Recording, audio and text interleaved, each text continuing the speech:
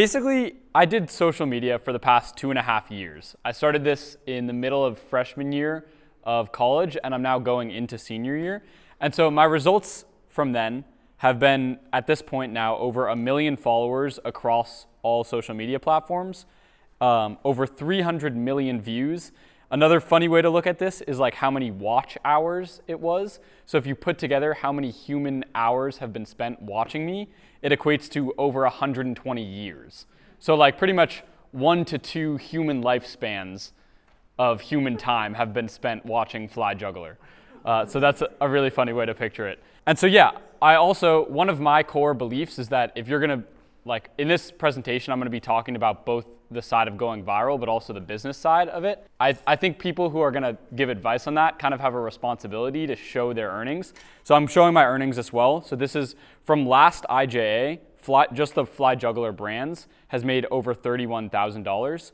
And then my earnings from social media altogether is just over $70,000. And this is just like a side income. So I'm in college right now, and I'm doing, I guess, I'm kind of focused on college, maybe not all the way.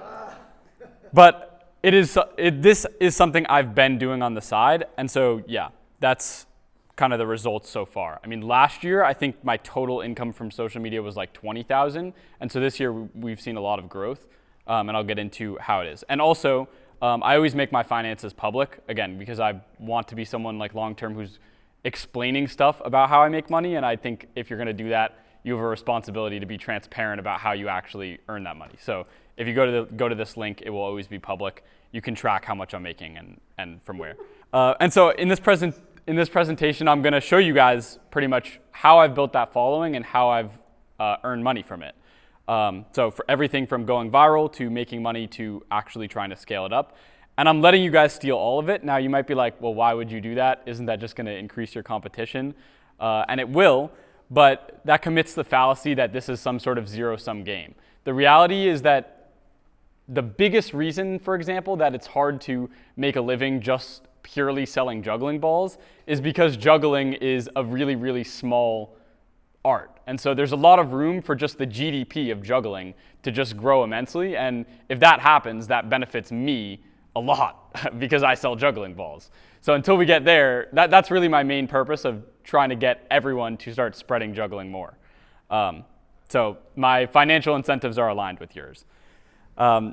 So now that you know that I have stake in everyone's success here, let's begin. So I really wanted to get into entrepreneurship. And the reason this all happened was because I was in freshman year of college and I was still undecided about my major. And I was looking at the different majors and I was like, okay, this leads to a job. This one leads to a job that I don't know if I want. And I was just telling myself, like, there has to be something better. Like, there has to be an option where I have location freedom, time freedom, and I can earn money without having to work a job if I didn't want to. And so that's what I started doing. I started pursuing like every side hustle you could imagine. I did drop shipping. I did print on demand. I did so much stuff. I had varying success with that, but nothing like long-term stemmed from it. I did learn a lot though. And the biggest thing that I really learned was a term called leverage, which basically means the multiplier from your inputs to your outputs. So if we all have the same 16 hours in a day, and there's people earning 1,000x of other people, that can't be because they put in 1,000x more hours.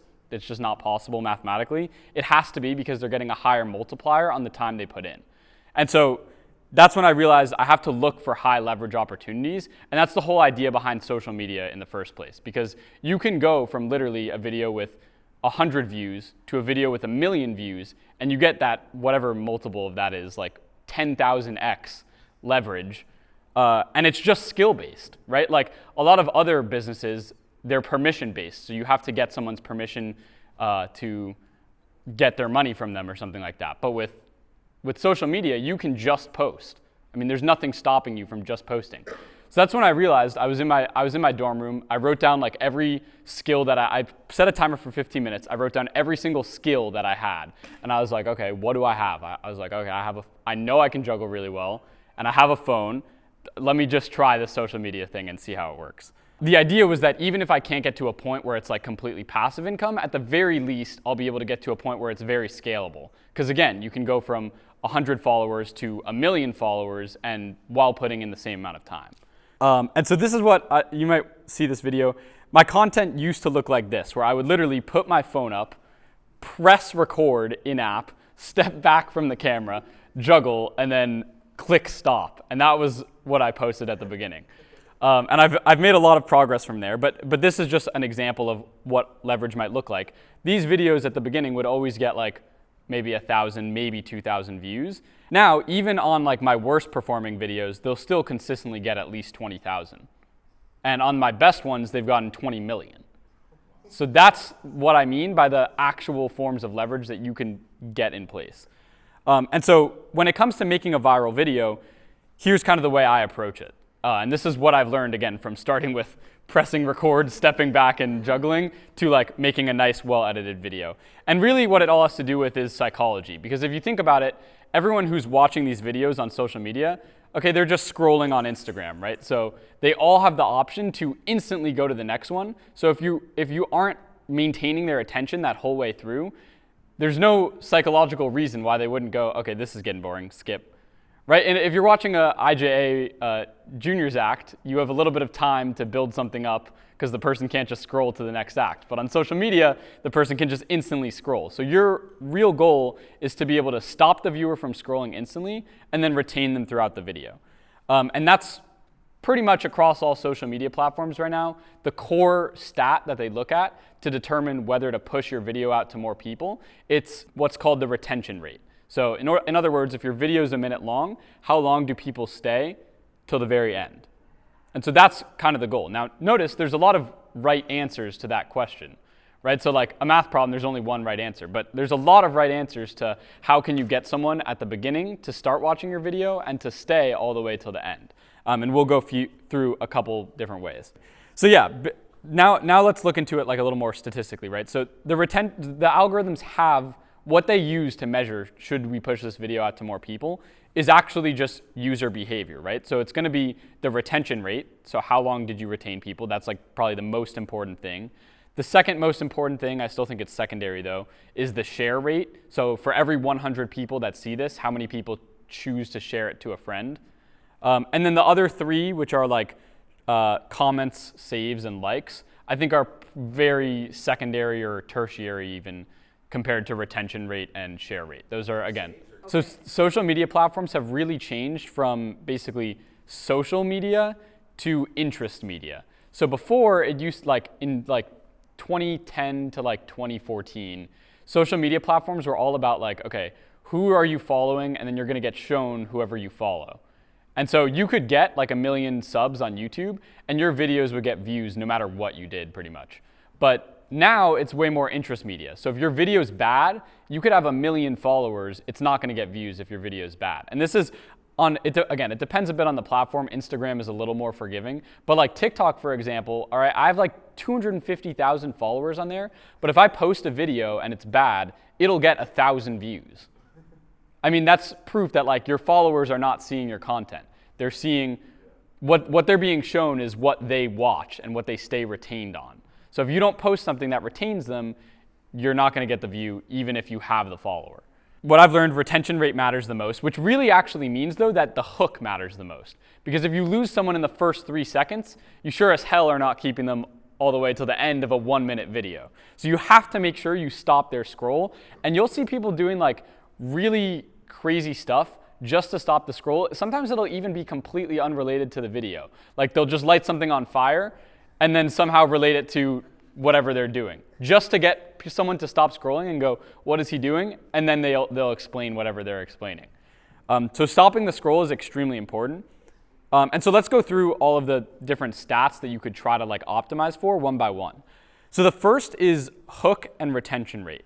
Now, the way that I like to think about this is like, to retain someone till the end, you kind of need to, one really good method is to basically make a promise of a payoff that they'll get at the end, and then match that expectation by the end, and plus bonus points if you exceed that expectation, because then they'll be even more blown away. So for example, here's a video I did. This one got, I think it's at like 18 million views now, but this is a video I posted like last year, and the hook was very simple. I just said in the video, I'm gonna teach you how to juggle in 60 seconds. So it sets up a very clear payout of what they'll receive by the end of the video, and then they can't really skip until they get all the steps. So you're setting up an expectation that you're going to match and exceed by the end of the video. So that's a very effective method. This example I absolutely love. So this was an example where someone posted 2 of the same video. So the content was exactly the same. They were doing parkour, and it's a little hard to see, but in the first one, it got 75,000 views when they posted it, and they just had on screen a comment that said, please do a longer version of your parkour. And he posted that, got 75,000 views. Then he reposted that same exact video, but instead had a comment on screen that says, parkour until you fall into the water. And he's doing parkour over water, and so that was the difference between 75,000 and 8.2 million views. So a 100-fold increase, which again, this is what I think is really cool, just a pure skill-based game. Like that's just, if you have a better skill and a better knack for keeping people retained and being able to add stuff like this in, you can unlock 100x leverage, which is not possible with any job. So yeah. Another really good example of payoffs that I was able to use is I do this format called guess the ball, or like follow the red ball, where basically I'll have like 3 glow balls. I have ones that can change midair. So I have it set to like red, green, green, and then I'll be like follow the red ball, and then I'll juggle them. They all turn to a different color, and then you have to keep following that ball. And then at the end, I say, which ball was it? 3, 2, 1, and then I reveal the answer. And again, I don't reveal the answer till the very end, and then the second the answer is revealed, I have my editor cut the video, because I don't want anyone to be scrolling after that. I want to keep the retention rate as high as possible. So that covers, again, the 2 most important things that I would say, which is hook and retention. And then I'll go over shares and kind of some other important aspects, but again, understand that like retention rate is like the core of pretty much everything on social media right now, and this can all help. So shares are very good if you can get it right though, because if your share rate is high enough, your video is basically guaranteed to go viral. Because if you think about it, if the average person shares it with more than 1 person, you now have just, it's going to go 1, 2, 4, etc., and it's just going to go mega viral. So I have an example from Teton Juggler here where he's skiing, throws a club up, backflips, and then goes back into a 3-club cascade. And this is, I think, an example where something's like highly shareable. It's just so insane that you go, okay, what the hell? Like, it's the type of thing where in real life, if your friend was sitting next to you and the thing happened, you would go, bro, did you see that? Exactly. So you want to, whatever you post, you want to basically enact that reaction, but it's just digitally. So instead of them tapping their friend and saying, did you see that? They just send it to their friend and be like, what the?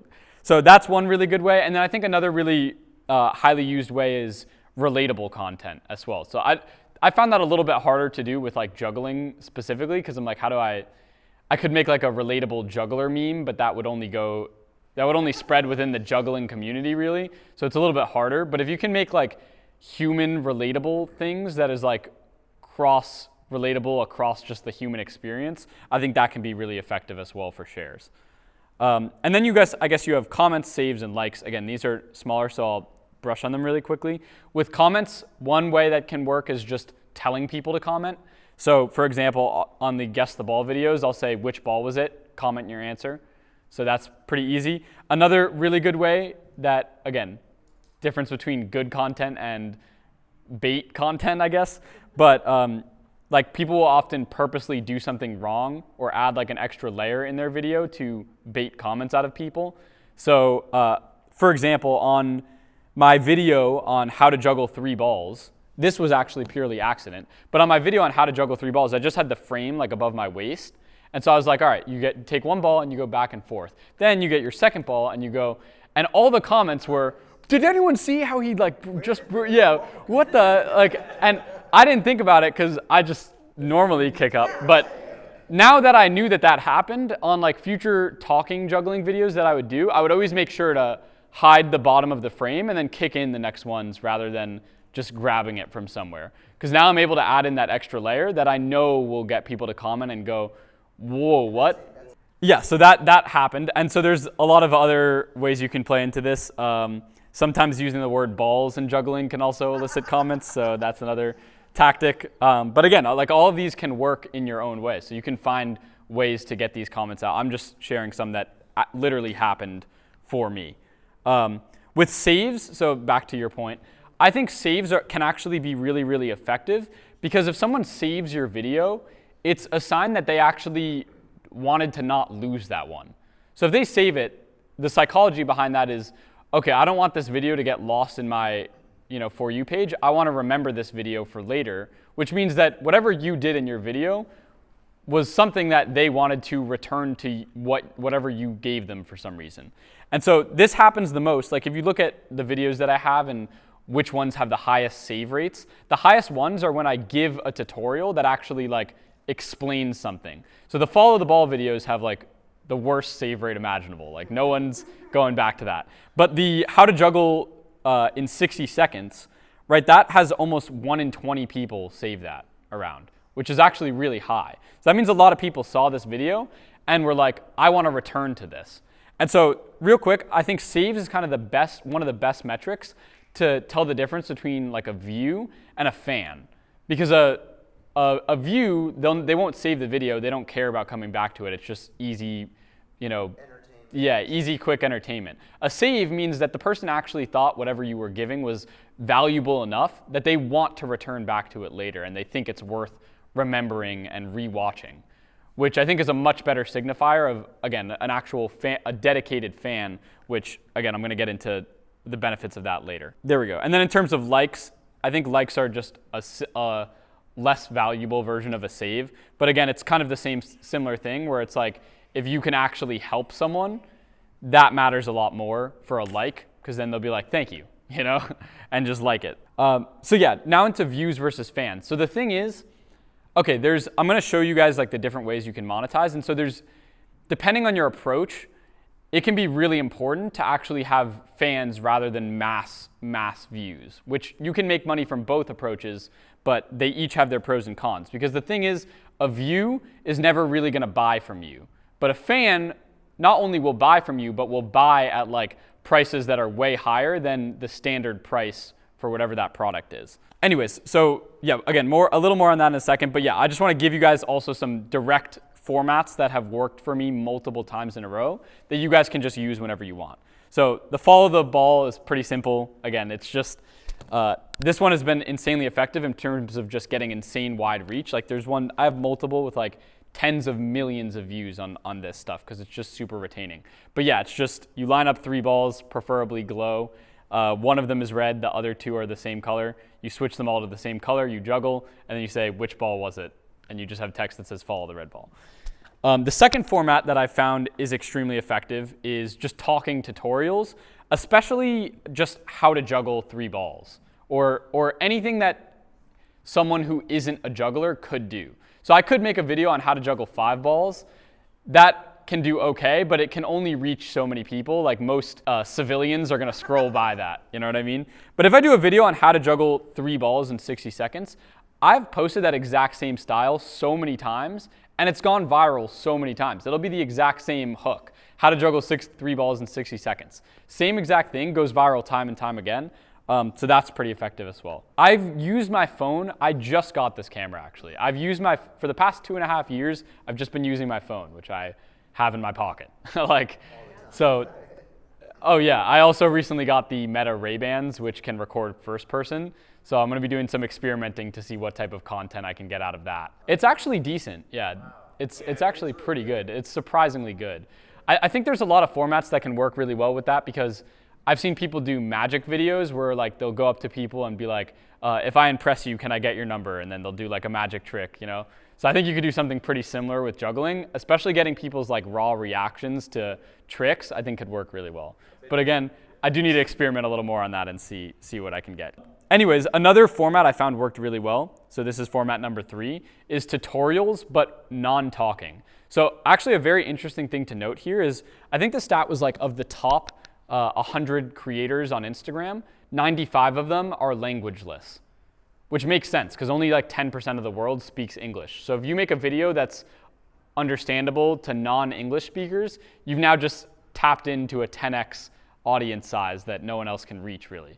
And so what I've done in a lot of these videos is I use barely any text, and I do most of the explaining through just gestures and facial expressions. So I'll do like this trick. I'll have text, like a little bit of text that just says how to do this trick. Sometimes I don't even name the trick because it's like a non-juggler wouldn't know what cross-column inverted box is. So I'll be like, so it'll have text. It's like how to do this trick. I do this for like 3 seconds, hooks there, catches their attention, and then it's like step 1. Now, even if you don't know what the word step means, I think most people would be able to understand what's going on, and they'll be like, and then step 2. And then it's kind of funny because then I'll just be like, once I show all the steps, I'll just be like, now combine, and then the video loops to the beginning where I do the trick again. Obviously, like a non-juggler would not be able to just combine those and then get the trick. It takes like hours of practice. But funny enough, I have gotten people that have DM'd me and said like, yo, thank you for that tutorial. That really helped. I was like, that helped? But I think it's just like seeing the steps broken down actually can help. If you know how to approach the trick, you just don't know what the different types of throws are, if that makes sense. I'll do talking tutorial videos on Mills Mess. Those won't do anywhere near as well as my non-talking tutorials on those same tricks. Same with box, same with cross-column inverted box, same with factory. Pretty much all of those tricks have gone viral, but specifically in the non-talking format. So that's a very effective one that you guys can also just steal. The last one that is pretty simple, but can also be pretty effective is just simple progressions. I was trying to hack the system actually. So what I did was I recorded like every single trick that I had in my repertoire, just like 15 seconds of every single trick, and then ranked them from easy to hard.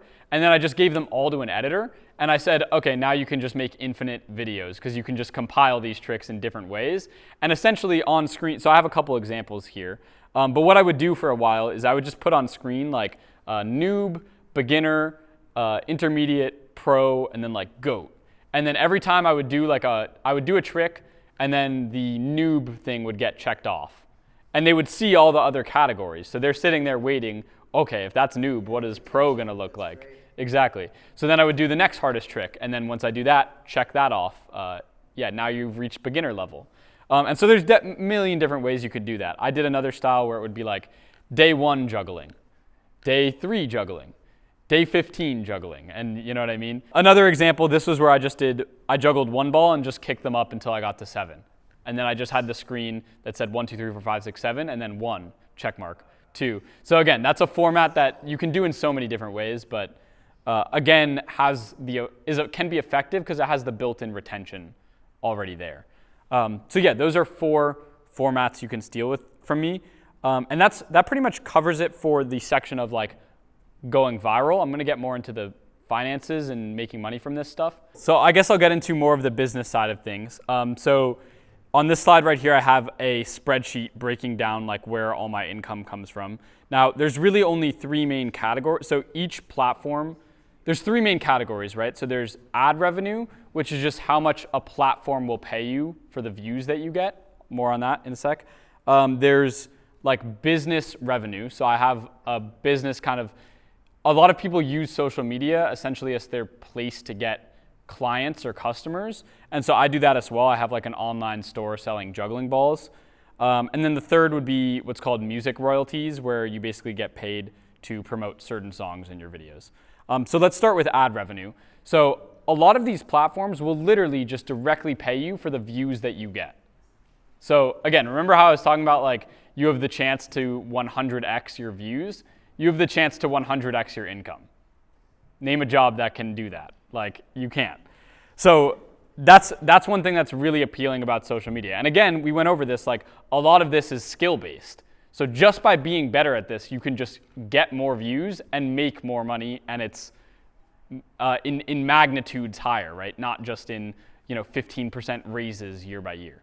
So I don't need, it wouldn't make sense for me to go into every platform right now and like explain each ad revenue program, but here are just some that have them. So yeah, these are just some examples of platforms that have it. So TikTok, YouTube, and Snapchat all have ad revenue. I know Facebook does as well.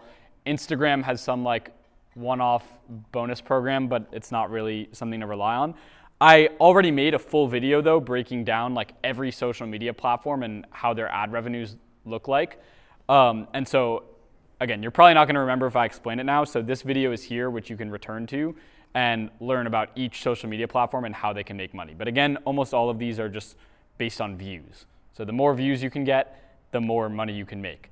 And it's most of the time, it's just a share of the ad revenue that the platform has. So if the platform runs ads, you get a share of however many ads people watch because they were watching your videos and you brought good content. The next one is music royalties. So this is a more recent development. There's a platform called WHOP, W-H-O-P, which allows you to basically, it allows, I think it's a really interesting idea. It allows anyone to launch basically an open source campaign. So I can just post a campaign that says, for example, I could post this presentation on there and say, I want to get 1 million views on shorts from this presentation. Here's the file. I have a $1,000 budget, and you guys just start uploading these to your own accounts, and you'll get paid $2 per 1,000 views. So just go ahead and start clipping up this presentation, make it as viral as possible, and you'll just get paid per views that you get. And anyone can contribute to that. So a lot of people have been opening music campaigns to which you can enter your videos into. And again, they just have kind of what's called like an RPM. So a payment per 1,000 views. The ones I entered were like 25 cents per 1,000 views. Not that much, but if you get like 1 million, 10 million views, all of a sudden that can be a lot of money. You know what I mean? And then 3, this is like goods and services and like actually using your fan base, and this is where fans are more important than views, to drive sales to whatever your business is. Now again, juggling's a little tough because just the overall demand for like a new set of juggling balls is pretty low. But this has pretty steadily made like an extra like $800 a month for me. Not crazy, but it's like still just good supplemental income if I'm posting a lot of this stuff anyways. So those are my main sources of income from my juggling channel. So in terms of I've looked into other props. Now I talked to a guy who owns Yo-Yo Sam, a pretty big overall store. Yeah, it's kind of like a parent company to like a bunch of other mini stores like Josh Horton's store and the Taylor Tries Ball and all this other stuff. And he told me that the juggling club sales were around 1/20th of the juggling ball sales. That was pretty harsh to hear because it means as an upsell that won't seem to do that well. I think something that can be really effective that I haven't really done that much marketing of is like digital products. So I do have, I guess, a big digital course catalog that people can buy. And I think also what's really effective that, again, I kind of just didn't want to go this route, but just starting a Patreon and allowing people to support you on a monthly subscription. A lot of people will just, if they like your content and just appreciate it, will just pay like a couple bucks a month. And if you get enough people doing that, I mean, that's a pretty substantial income from, you know, whatever extra like little bonuses you want to give in a Patreon. So I think those are also pretty effective. Again, just the route I kind of wanted to go with this was like, in a way, I kind of wanted to prove to myself that I could make the money by providing something valuable. So like the idea was, for me, was like, even if people hated my guts, they still would want to consume the content or buy the product because that's how good it is.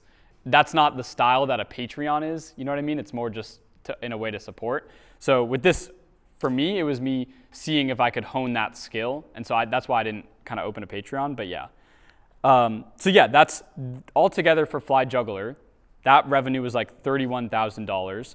And you might say, okay, yeah, but you probably spent a lot of time on it. So is that really worth it? And yes, because I actually really did not spend much time on it. So this is back to the original principle of entrepreneurship, right? Trying to disconnect your time from your income. So what I really did was, for the videos that I couldn't outsource, I did it very formulaic type videos, like the Guess the Ball videos. I would bulk record. So what I would do is instead of recording one Guess the Ball video and then going to sleep and doing it the next day, I would just set up a camera, put on some music for like 30 minutes to an hour, and record like 30 Guess the Ball videos back to back. So I have Guess the Ball videos going out every single day. Like since I've been at this convention, they're all going out. And that's stuff I recorded like months ago that are still making money for me today. That I can do all in like a 1-hour recording session that gives me content for a month. And then brainstorming in advance is also very helpful. So that's only when I can't outsource.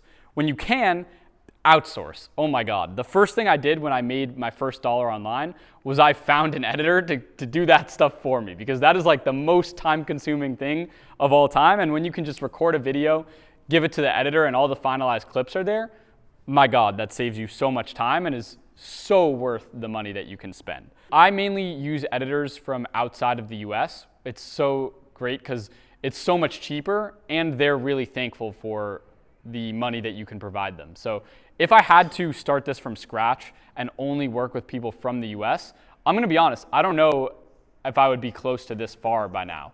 Like, a lot of this is possible because I can get really good rates on editors. The second thing I did when I couldn't outsource is I have a guy logged into my social media right now who's doing the posting for me.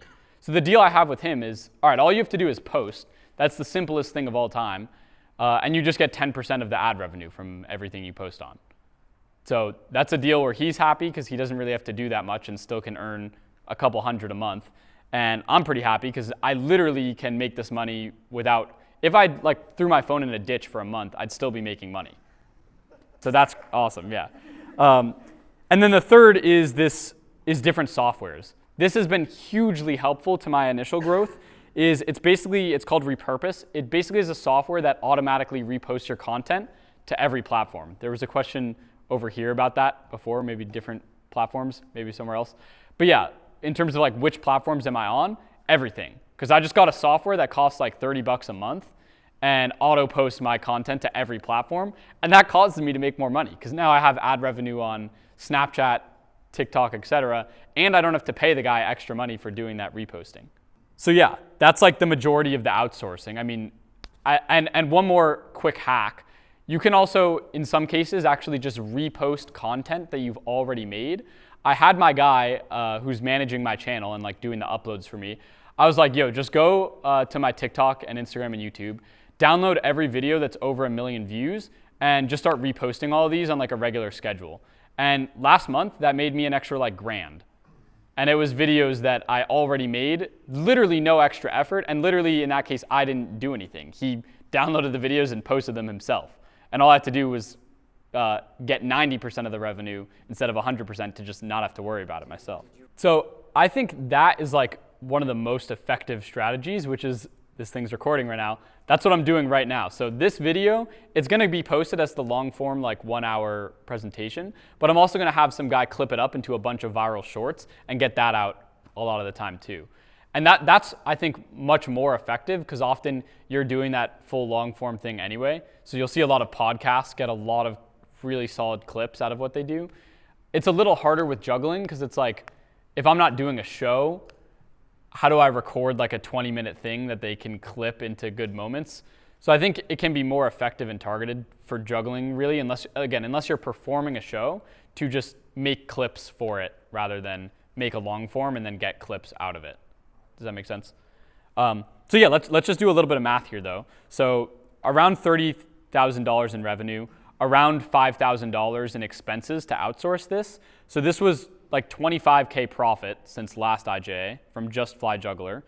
And in terms of the amount of hours I spent on this, again, I would say it was around like 25 throughout the whole year, 25-ish hours of actual like recording or maybe, you know, sending a message here and there.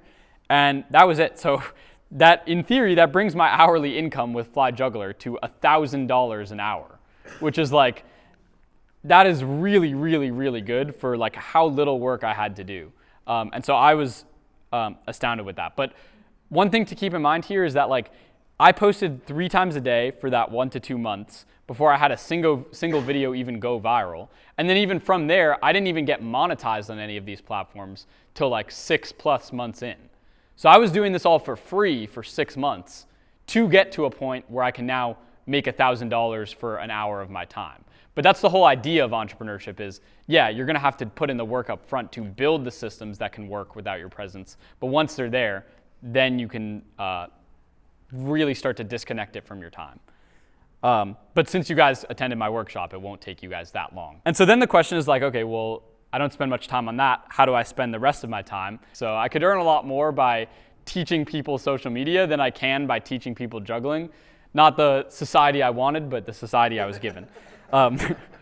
So that means that pretty much, like so I have a new chart here. This is if you look at my actual total income throughout the year since last IJA.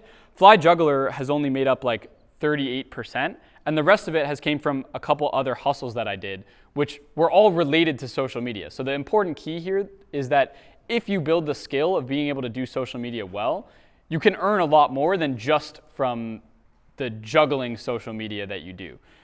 So the first thing I did was started a channel helping people with social media, right? So if I developed the skills of being able to talk well on camera and make a video that can go viral, I realized I could make a channel doing the same thing, but teaching the principles that I've learned from my juggling channel. So I did that. Those channels are called Money Mind, kind of cringe, but, and yeah, those channels have made $27,000 since last IJA. So that was great.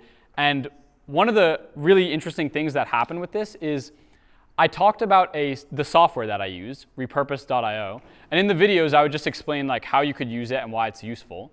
And I just dropped the affiliate link in the description, and that source has grown really steadily and really passively, because what happens is if someone signs on to that affiliate link for a software where they're paying monthly, a lot of softwares will cut you back a percentage for every month that the person stays subscribed. So as long as the person doesn't cancel, you'll keep bringing in a check every single month from that person who you got. So at that point, my repurpose.io affiliate income, that's just one software, is up to 1.5K a month. The past 4 months, it's been above 1.5K. And again, I really haven't had to do anything once I made the videos. So that was a really interesting thing that happened with this. And that's affiliate marketing softwares has been very effective in terms of time spent for money gained. The second thing you can do is start faceless channels. So I did this, I had my editors on hand, right? And so I was like, wait, if you can just make ad revenue from videos getting views, a non-scalable way to do that is if your face has to be in every video, because then you have to be in it. But if you could come up with a video format that doesn't have your face in it and doesn't rely on your time, you can just mass produce those videos. And as long as they make back more money than you paid on the editor, you're making a profit. So I did that with a bunch of animal channels. And so since last IJA, I've brought home like 15K from that. And then the last revenue source was managing social media for other people. So like how you brought up, well, what if I have a long clip? Can I just get a lot of shorts out of that? Yeah, you can. And so what we did was I started, because again, I had editors on hand. And so and they wanted more work, like they wanted to make more money. So I was like, okay, Passing Zone, do you want your social media managed? And I started reaching out to a bunch of the jugglers that I knew. And yeah, we were able to start with the Passing Zone. And I just had my editors basically clip up moments of their performances, get the best moments, edit it with captions. And we kind of sell that as like a done-for-you service. So it comes with the clipping, the editing, the posting. And so once they send us the footage, it's completely out of their hands. And we got them like 30 million views in the first month. We found that was a pretty valuable service to people. And since then, we've just been reaching out to a bunch of magicians. For some reason, magicians sign way more than jugglers. Our main plan that we have most people on is $1,500 a month. And our cost to fulfill, it fluctuates a bit because we're bringing in like a new person to actually be the social media manager and be the one talking to the clients. But it probably costs around $200 to $500 a month to fulfill that, depending on the size and complexity of each client. But again, that service really only works for people with like high quality footage that are like long performances that we can clip shorts out of. A lot of people have came and said, well, can you just edit? And it's like, when that happens, now it's like, okay, you have to tell the editor what to do differently. Really, these businesses are a lot easier to scale when it's very formulaic. It's like, okay, give us the routine, we clip the moments, and then we make it, we have our posting system and we can just make it viral pretty much. And so yeah, I wanted to leave you guys, we'll have some more questions at the end, but essentially I wanted to leave you guys, because we were talking about like making money and passive income, with a way for you guys to make money as well. So pretty simple, all you have to do is just let me know if you know a performer who would benefit from having their social media managed, and we can cut you back like $100 to $200 a month, as long as they stay subscribed. So that's pretty passive income. We have a guy who just brought 2 performers to us, and he's just making $400 a month now. And until those people cancel, he'll just continue making $400 a month. So if you know anyone that needs help with their social media and you bring them my way, we're happy to cut you commission and help you earn money as well through that.